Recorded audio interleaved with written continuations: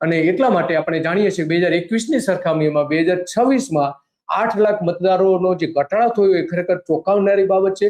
5 લાખ પુરુષો અને 3 લાખ મહિલાઓ સરખા ઘટવા વધવા જોઈએ ને એટલે 5 લાખ પુરુષો ઘટી ગયા છે અને 3 લાખ મહિલાઓ ઘટી ગયા છે. તો આ આપણે જાણીએ છીએ 2021માં જે મતદારો હતા લગભગ 4,62,000 હતા અને 2026માં જે નવી યાદી જાહેર થઈ છે એમાં જે ઘટાડો થયો છે એમાં સૌથી વધારે જે ઘટાડો થયો છે 24 વોર્ડમાં 48 જે વોર્ડમાં 20,000થી વધારે મતદારના ઘટાડો થયો છે. આ જે જૂની યાદી આપણે જોઈ રહ્યા છીએ જૂની યાદી પ્રમાણે આપણે જોઈ શકીએ છીએ કે કઈ રીતે કેટલો ઘટાડો થયો છે.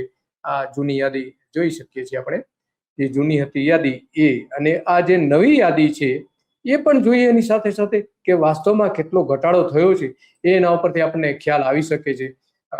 ગુજરાત સમાચારમાં જે પ્રસિદ્ધ થયેલો અહેવાલ જે છે એ આપણે જોઈ શકીએ. આમ તો કમ્પેરિઝન છે બંને નવી યાદી અને જૂની યાદી એ પ્રમાણેની. તો આ અત્યંત ગંભીર બાબત છે અને એટલા માટે આપણે આ ચર્ચા કરવી જરૂરી બને છે કે સરકારમાં જે કંઈ ચાલી રહ્યું છે કેમ આ રીતે મતદારોમાં એકાએક ઘટાડો થઈ જાય છે અને એકાએક વધારો થઈ જાય છે એ સવાલ આજે સૌથી મોટો